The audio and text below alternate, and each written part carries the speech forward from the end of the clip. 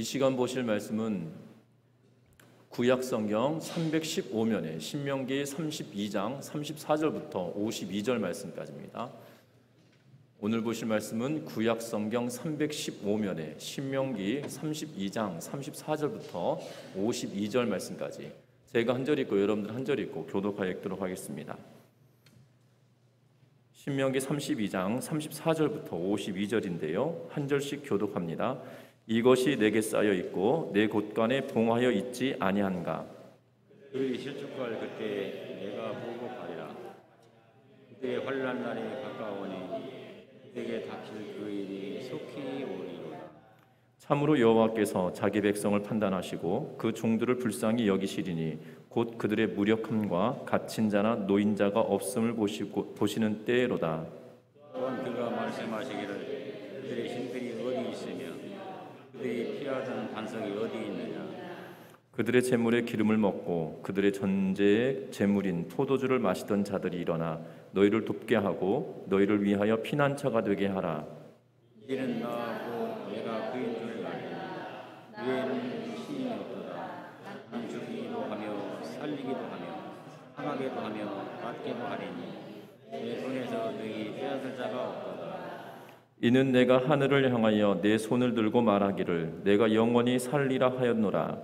내가 내 번쩍이는 팔을 갈며 내 손이 정의를 붙들고 내 죄덕들에게 복수하며 나를 미워하는 자들에게 보응할 것이다.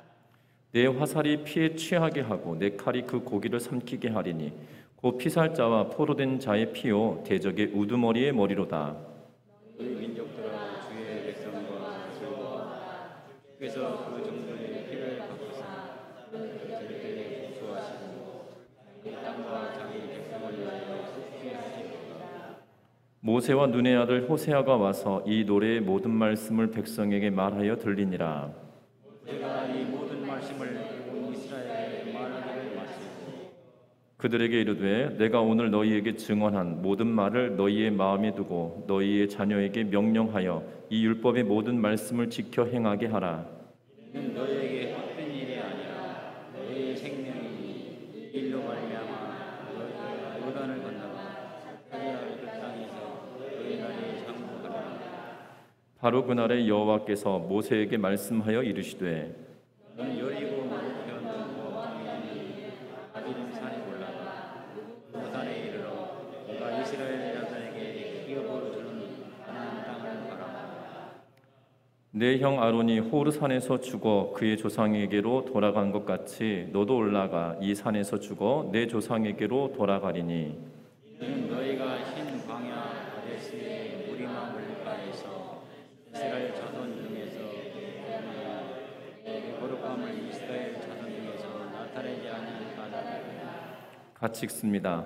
내가 비록 내 이스라엘 자손에게 주는 땅을 맞은편에서 바라보기는 하려니와 그리로 들어가지는 못하리라 하시니라. 아멘. 우리 서로 인사 나누고 말씀 나누겠습니다. 사랑하고 축복합니다. 사랑하고 축복합니다.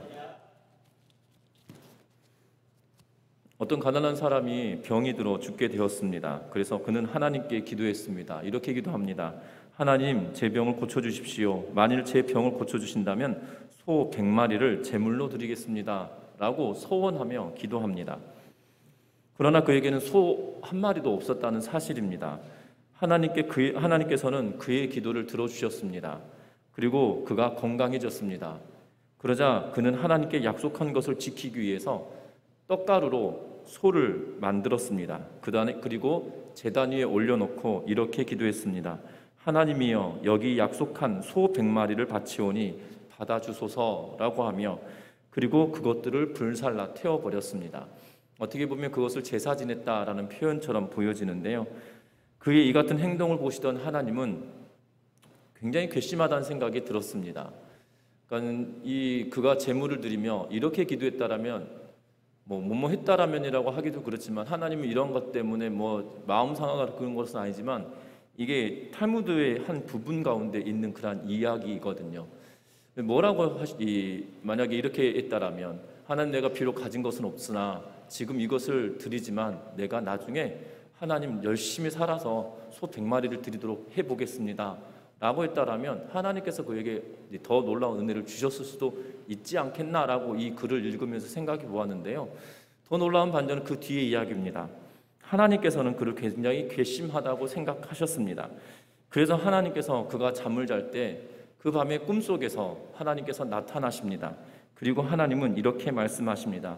네가 약속한 소가 그것이라면 나는 너에게 틀림없이 100마리의 소를 받았다. 너는 지금 바닷가로 나가보거라. 그러면 너는 거기서 은 100냥을 보게 될 것이다 라고 말씀하셨어요. 자다가 깜짝 놀라서 잠에서 깹니다. 그리고 이 사람은 자기가 거짓된 행동을 했다는 사실도 망각한 채 바닷가로 갑니다. 그런데 더 놀라운 것은 그 바닷가에 해적이 있어서 그 사람을 붙들게 되었고요. 그 해적이 사람을 사고 파는 사람들에게 넘기는데 은 100냥을 주고 넘겼다는 거죠. 그러니까 하나님은 꿈속에서 분명하게 말씀하신 거죠. 네가 은을 100냥 볼 거다. 그 사람은 실제로 은을 100냥 보았으나 그의 인생이 위태로워져 버리는 것을 보게 됩니다. 우리는 이런 표현을 두고 이 화장실 들어갈 때의 마음과 나올 때의 마음이 다르다라는 표현을 쓰는 우리나라의 속담이 있는 것처럼 이 사람의 마음이 간절했고 진심이었겠으나 그가 병고침을 받고 난 이후에는 어떠한 방법이든 그가 상황을 모면하겠다라는 의미로 하나님께 이 떡가루로 하나님께 소를 만들어 바쳤던 그런 모습을 보게 되는데, 거기에 더불어 반전은 하나님도 똑같이 말장난하신 거잖아요. 어떻게 보면 보게 될 거다. 실제로 보았으나 그의 생명이 어떻게 될지 모르는 위태로움에 빠지게 되어져 버리는 그러한 상황에 보여진다는 거죠. 우리가 지금 이스라엘 백성들이 가나안을 향하여서 출애굽하고 40년의 광야길을 다 지내왔습니다.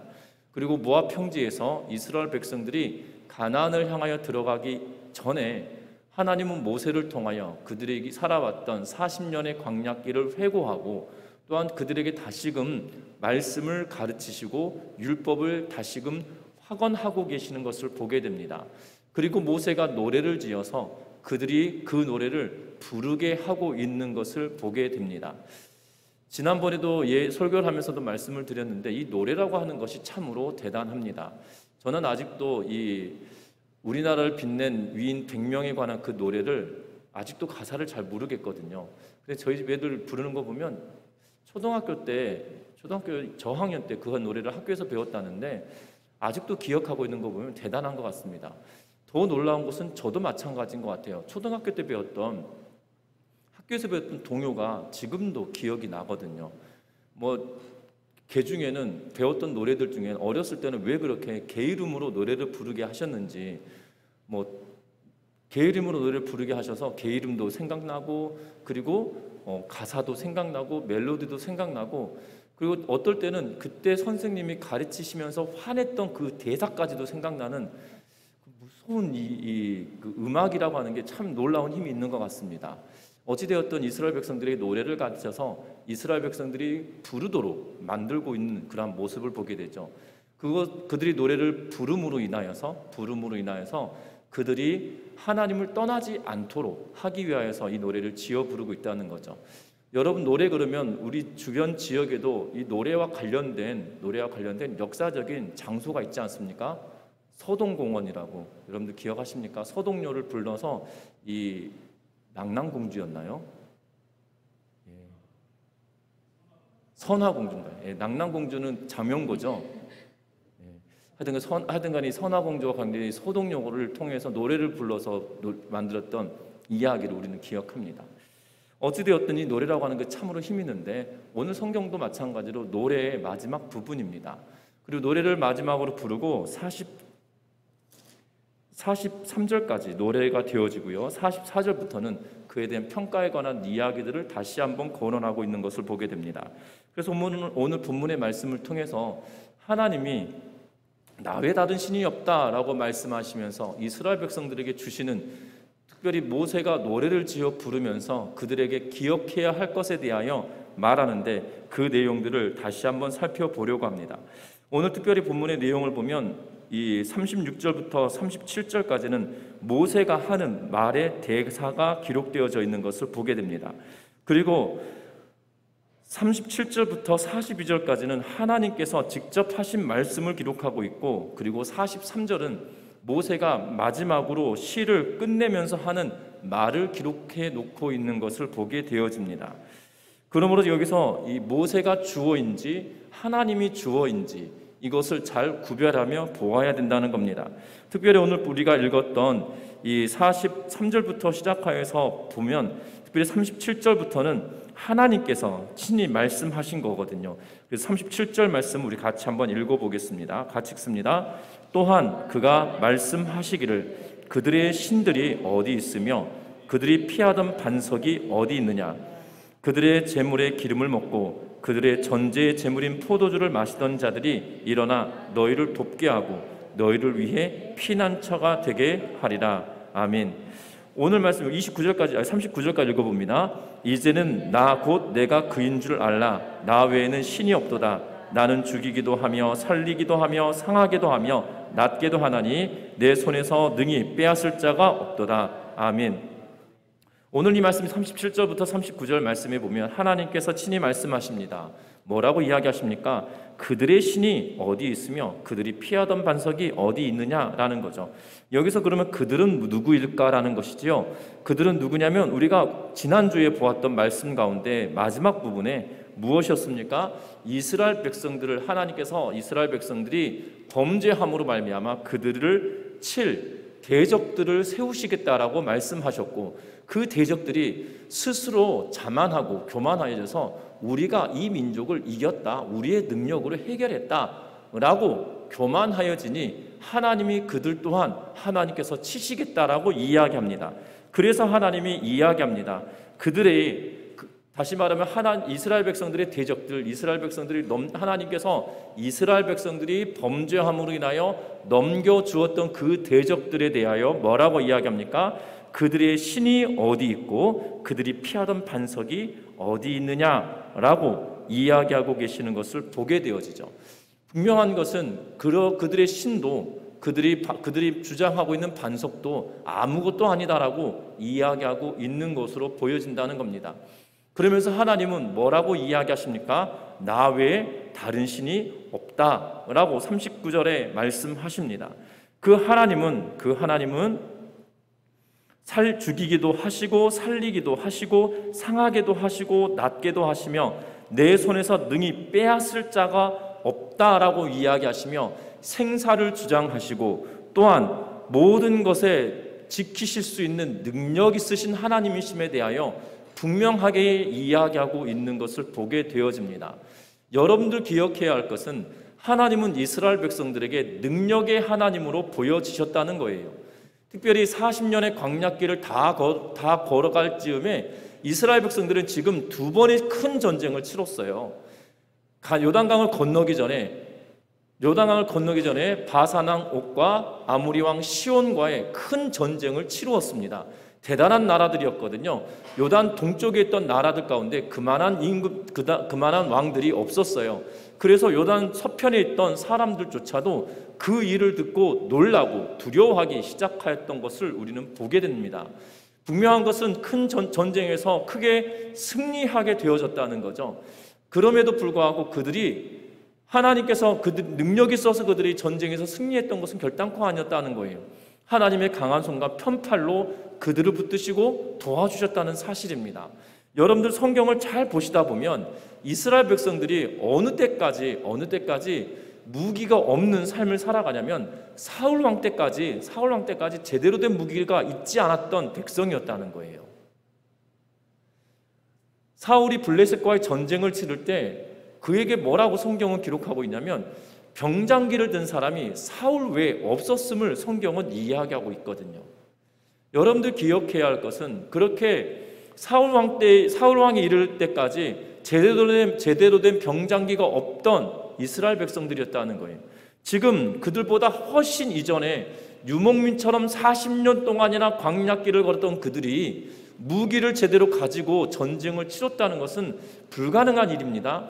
그럼에도 불구하고 요단 동편에 세력을 크게 확장하고 있었던 아모리 왕 시온과 바산 왕 옥을 이겨냈다는 거예요. 승리했다는 거예요.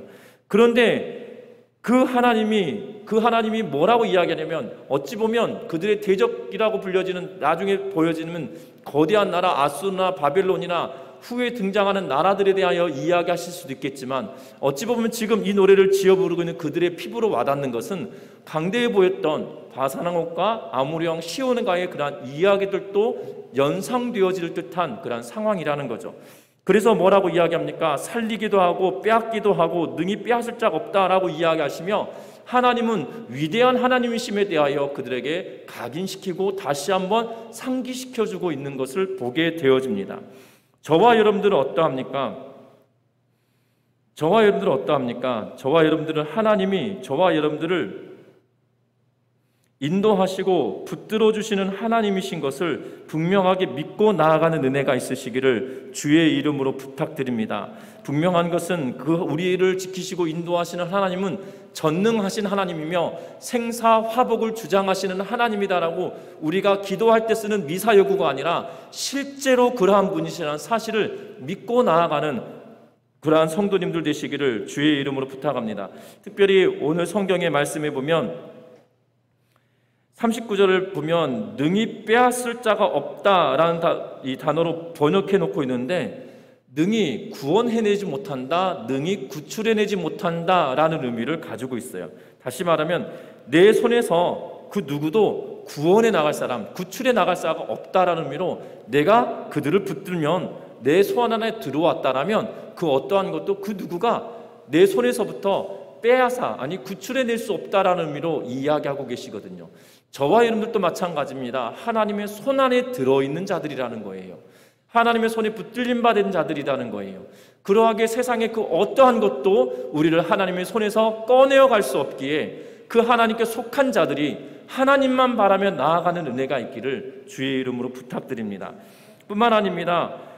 오늘 말씀해 보면 40절부터 42절 말씀까지 다시 한번 또 같이 읽어보는데요. 40절부터 42절입니다. 이는 내가 하늘을 향하여 내 손을 들고 말하기를 내가 영원히 살리라 하였노라.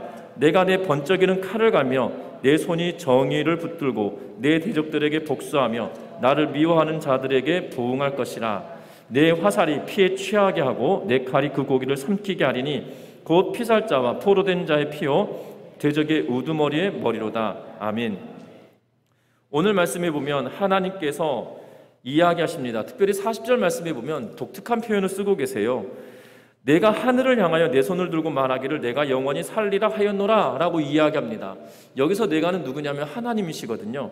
하나님이 하늘을 향하여 내 손을 들고 말하기를 라고 하면서, 여기서 하늘을 향하여 손을 들었다는 표현은 뭐냐면 맹세하다 라는 의미로, 그리고 신적인 존재가 임재하길 바라는 마음으로 두 손 들고 있는 그러한 표현으로 사용하고 있는 것을 보게 됩니다. 동일한 표현이 어디에 등장하냐면 아말렉과의 전쟁에서 모세가 손을 들 때 이스라엘이 어떻게 했습니까? 전쟁에서 승리하게 되죠. 손을 내렸을 때 이스라엘이 밀리게 되어집니다. 그때와 같이 내가 하늘을 향하여 내 손을 들고 라는 표현이 바로 이러한 거죠. 전능자의 도우심이 임하기를 바라는 마음으로 들었다는 거예요. 여러분들 근데 이상하지 않습니까? 하나님보다 더 높은 이가 있으실까요? 없으실까요? 하나님보다 더 높은 분, 더 위대한 분, 더 상위에 그 어떠한 존재도 있지 않습니다. 그런데 이 말은 결국 하나님이 자기 자신에게 맹세하시는 표현이라는 거예요. 왜냐하면 그 뒤에 나오는 표현이 내가 영원히 살리라 라고 말씀하고 있는데요, 직역을 하면 내가 영원히 살아있는 한이라는 의미로 번역됩니다. 직역을 하면 내가 영원히 살아있는 한, 내가 이것을 반드시 이루겠다라는 의미거든요. 내가 두 손을 두고 하늘을 향하여 이 말한다는 표현은 내가 내 이름을 두고 맹세한다라는 표현으로 사용되고, 내가 영원히 있는 한 반드시 이루어질 것이다라는 말로 40절의 말씀을 말씀을 쓰시고 나서 뭐라고 이야기하냐면 41절에 내가 내 번쩍이는 칼을 갈고 내 손이 정의를 들고 내 대적들에게 복수하며 나를 미워하는 자들에게 보응하겠다라고 말하며, 이스라엘 백성들의 대적과 나를 대적하는 자들에게 하나님께서 보응하시는데 그 결과가 어떠하냐? 42절에 화살이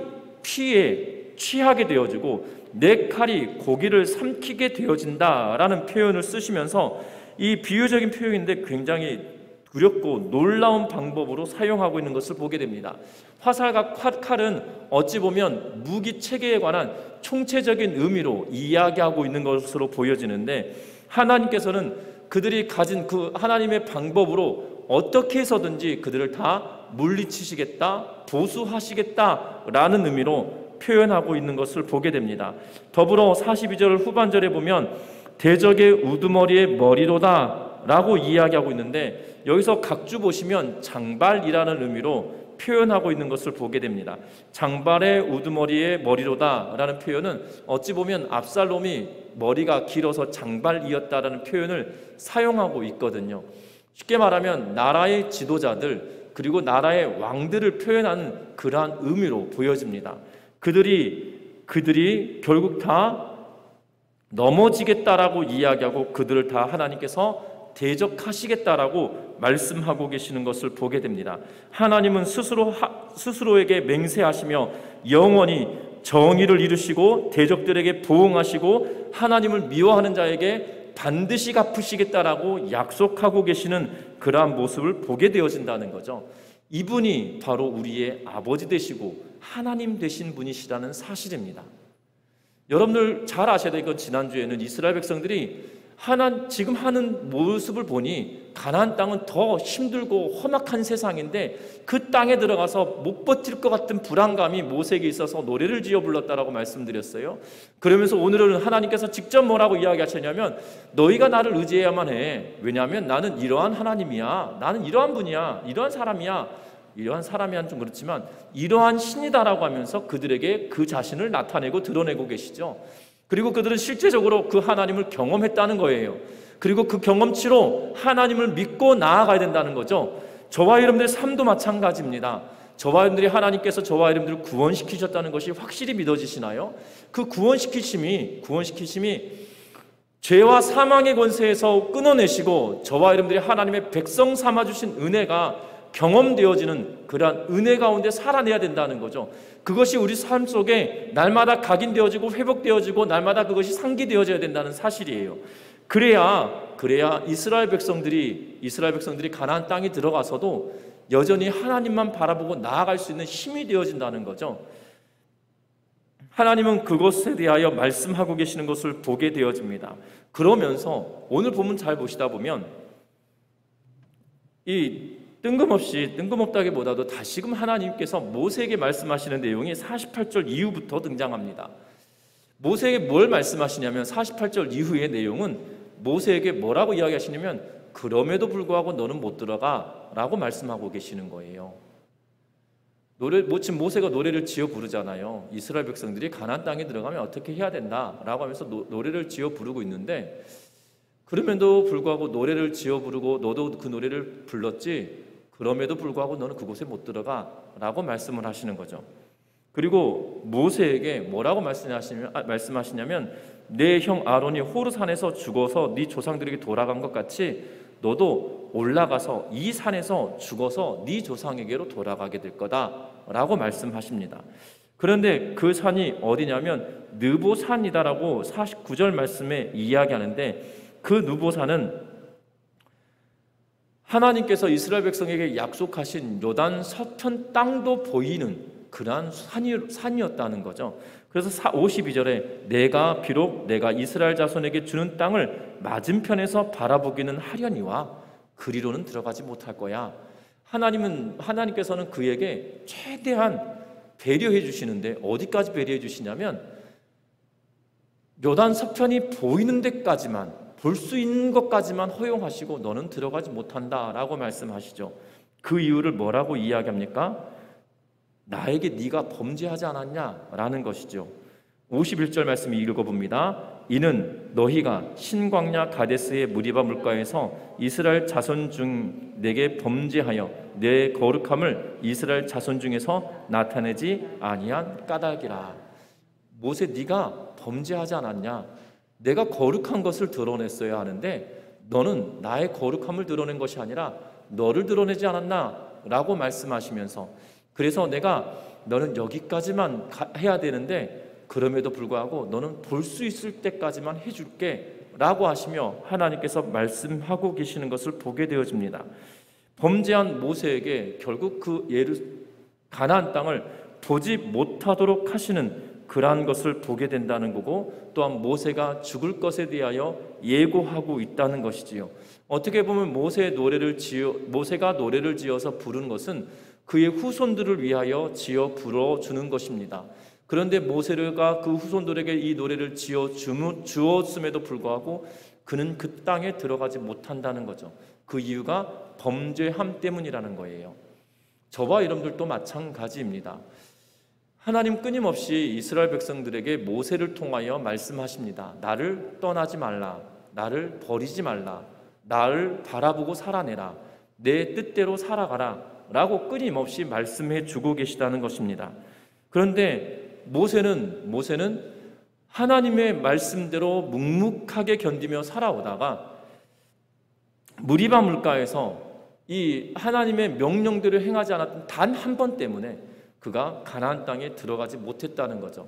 어찌 보면 그것은 이 핑계일 수도 있을 겁니다. 왜냐하면 120세나 되는 노구의 몸으로 가나안 땅에 들어가서 전쟁을 수행한다는 것은 쉬운 일이 아닐 수도 있기 때문이죠.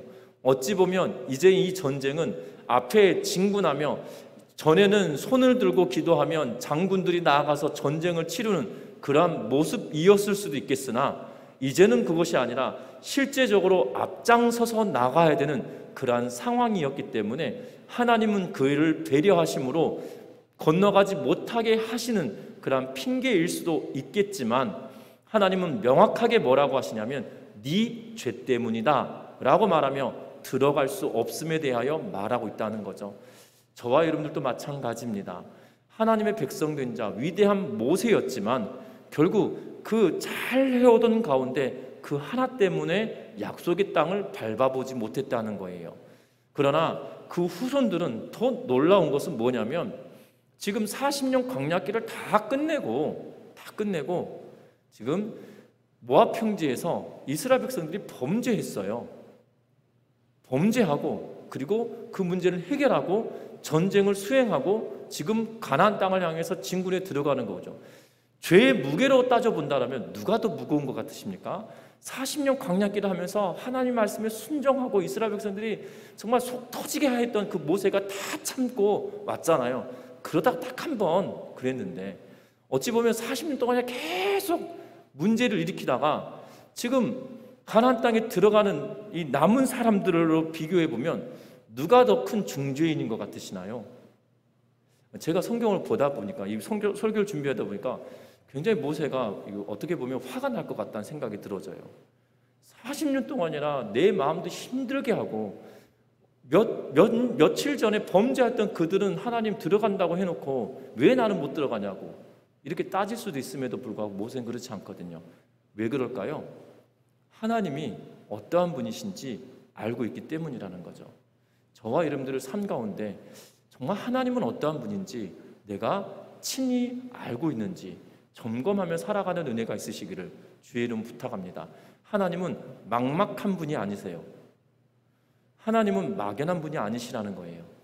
하나님은 우리가 이해할 수 있도록 하나님 스스로를 보여주시고 나타내신 분이시라는 사실이에요. 그런데 우리는 그 하나님을 막연하게 여기죠.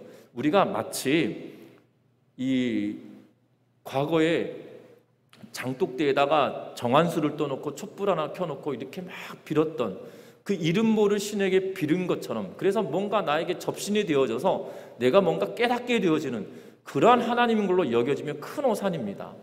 하나님은 우리들에게 그 하나님이 어떠한 분이신지 명확하게 보여주시고 명확하게 하나님을 찾을 수 있도록 주셨다는 거예요.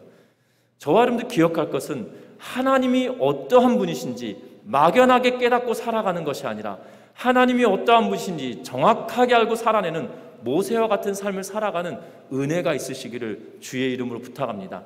그리하였기에 모세는 노래를 지어 부르게 하는 거죠. 그 땅에 비록 못 들어간다 할지라도 그 하나님이 어떠한 분이신지 아니까 그 하나님을 온전하게 섬긴다라면 너희의 삶 가운데 하나님이 약속하신 것이 반드시 이루어질 것에 대하여 이야기하며 그들에게 노래를 지어 부르면 우리의 인생이 꼬이고 꼬인다 할지라도 하나님을 바라보면 하나님께서 다시금 갚아주시고 회복시켜 주실 것에 대한 약속의 이야기들을 노래로 지어 부르게 하였다는 거예요.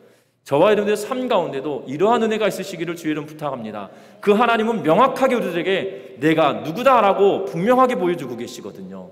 그 하나님을 찾아가는 은혜가 있으시기를 주의 이름 부탁드립니다. 말씀을 맺으려고 합니다. 하나님 외에 다른 신이 없습니다. 하나님은 놀라운 전지전능하신 분이시고 정말 생사화복을 주장하시는 분이시다라는 우리의 신앙의 고백과 기도에 덧붙여서 미사역으로 사용되어지는 그 하나님이 아니라 실제적인 하나님이시라는 사실이에요.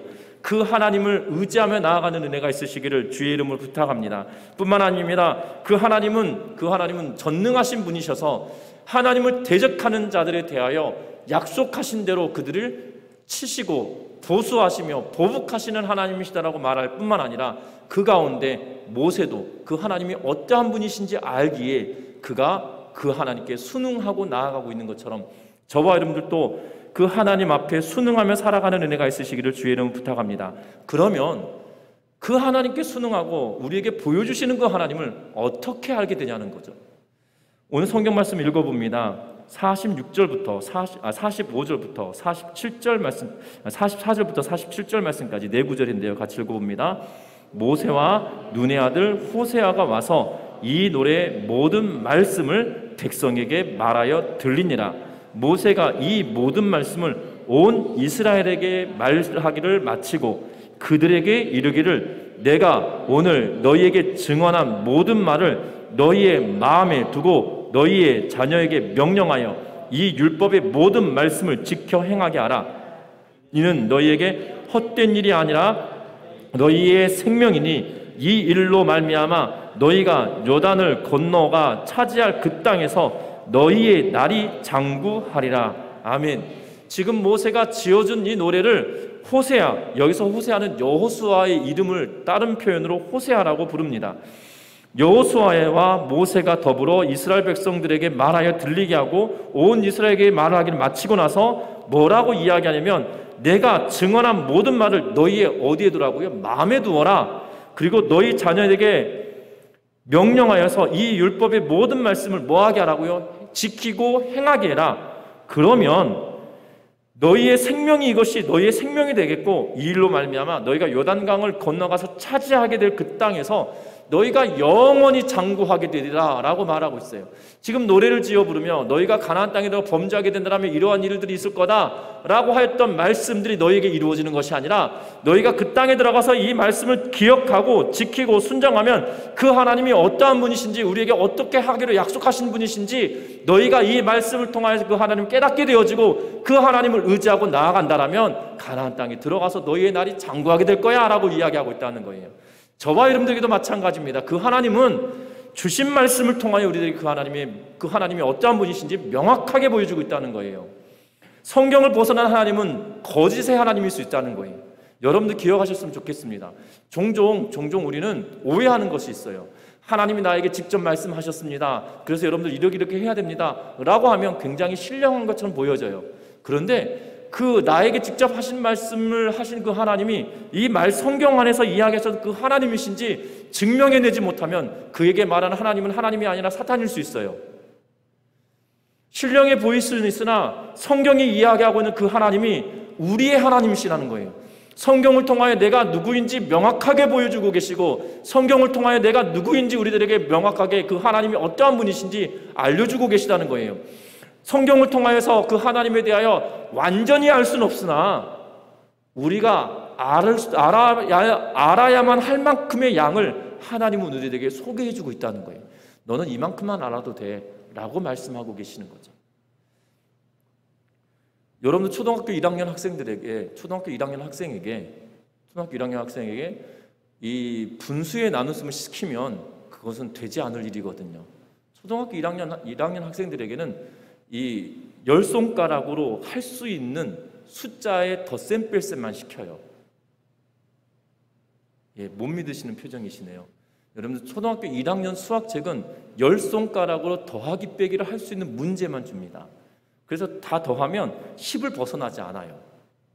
10손가락을 벗어나지 않게 만듭니다. 이 초등학교 1학년 수학책을 잘 보시면 희한합니다. 이렇게 관심 없게 보셨을 거고, 여러분들 이렇게 초등학교 지내면서 별로 관심 없게 보셨겠지만 곰곰이 따져보면 이 10손가락을 전혀 벗어나지 않아요. 그래서 초등학교 1학년 때는 이 손가락으로 아이들 셈 하잖아요. 더하기 빼기. 왜냐하면 그만큼만 알아도 되는 거죠. 근데 하나님도 마찬가지예요.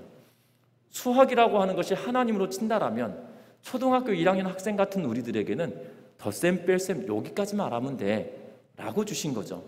그 수학책이 어찌 보면 수학을 하나님으로 비유하자면 하나님은 놀란 분이신데 우리의 수준은 이 초등학교 1학년 수준밖에 되지 않아서 넌 요만큼만 알아도 하나님을 경험하게 돼, 하나님을 알 수 있어 하면서 주신 말씀이 이 성경책인 거예요. 그래서 성경책 안에서 약속하시는, 성경책 안에 드러나 있는 하나님만 우리가 알아도 충분히 우리의 인생 속에 하나님은 어떠한 분이신지 알 수 있다라고 하시며 주신 책인 거거든요. 저와 여러분들 기억하셨으면 좋겠습니다. 모세와 여호수아는 지금 준 말씀이 몇 권 안 돼요. 창세기, 출애굽기, 레위기, 민수기, 신명기, 길어야 이 5권 책밖에 아니거든요. 또한 우리들에게 주신 것은 이 36권의 구약 36권, 신약 27권 하에서 66권의 책을 우리에게 주셨는데 그 말씀을 통하여 주신 그 하나님이, 우리들에게 나타내신 그 하나님을 이 성경을 통하여 우리가 알아가도록, 알 수 있기에 충분하도록 주신 책이거든요. 그러하게 하나님을 깊이 알아가는 은혜가 있으시기를 주의 이름 부탁합니다. 그래서 요한은 이렇게 말합니다. 태초에 말씀이 계시니라. 이 말씀이 하나님과 함께 계셨으니 이 말씀이 곧 뭐라고요? 하나님이시다. 저와 여러분들이 나 외에 다른 신이 없다라고 말씀하시는 그 하나님이 이 성경을 통하여 내 삶 가운데 경험되어지는 은혜가 있으시기를 주의 이름으로 부탁합니다. 그래서 성경에 말하는 그 하나님이 내 삶의 주인이 되어주시고, 성경이 말하는 그 하나님이 내 삶의 표대가 되어주셔서 흔들리는 믿음 속에 사는 것이 아니라 흔들리지 않은 믿음으로 살아냄으로 말미암아 이 땅 가운데 삶을 살아갈 때 하나님께서 너희의 날이 장구하리라 라고 하시는 그 약속의 말씀이 저와 여러분들 삶 가운데 성취되어지고 이루어지는 은혜를 경험하는 우리 전미중학교의 모든 성도님들 되시기를 주의 이름으로 부탁합니다. 기도하겠습니다.